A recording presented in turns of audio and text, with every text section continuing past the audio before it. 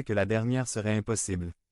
Lorsqu'il apporta ses notes, il s'approcha de nouveau de son père avec un grand sourire et lui dit « Père, j'ai les 5 et 4.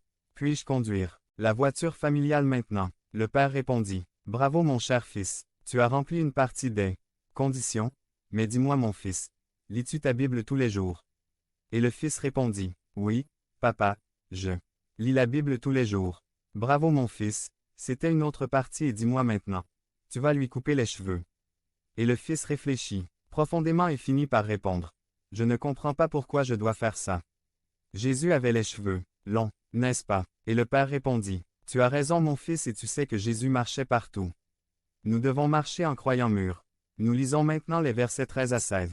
13 De cette manière, nous parviendrons tous à l'unité de la foi et de la connaissance du Fils de Dieu, à une humanité parfaite conforme à la pleine stature du Christ.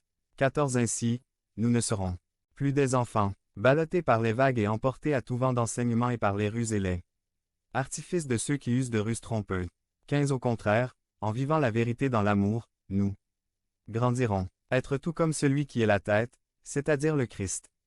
Par son action, le corps tout entier grandit et se construit dans l'amour, soutenu et ajusté par tous les ligaments, selon l'activité propre de chaque membre. Je veux voir quelque chose de différent chez une personne aujourd'hui que je n'ai pas vu hier. Je veux voir, demain quelque chose de différent chez une personne que je ne vois pas aujourd'hui. Je pense que nous voulons tous la même chose. C'est ce qu'on appelle la croissance. J'espère que nous utilisons la parole de Dieu pour nous former. J'espère que nous utilisons le devenir membre de la chaîne et AIDEZNOUS à propager la parole de Dieu dans le monde entier. Dimanche 17 mars 2024. P5. Autre dans le corps pour nous former. J'espère que nous devenons des chrétiens mûrs. Quand j'étais enfant, je pleurais pour faire ma propre volonté. Quand j'étais adolescent, j'étais capricieux et je voulais faire ce que je voulais. Quand j'étais jeune, je me suis rebellé pour faire ma propre volonté. Maintenant que je suis adulte, je travaille dur pour réaliser les désirs qui sont bénéfiques. Et j'abandonne ceux qui ne sont pas bénéfiques. Quand j'étais un bébé chrétien, je ne comprenais pas la voix de Dieu.